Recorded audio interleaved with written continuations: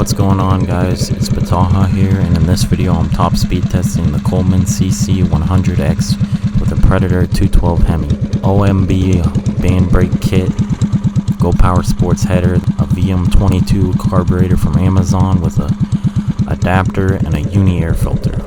All of this will be in the link down below, including the speed app that I'm using.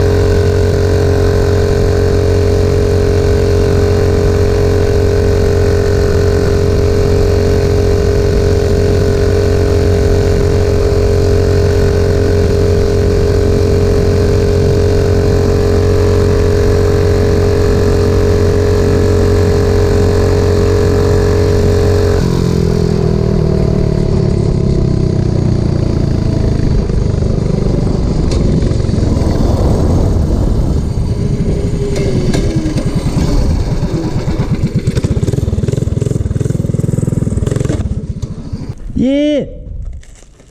Got him!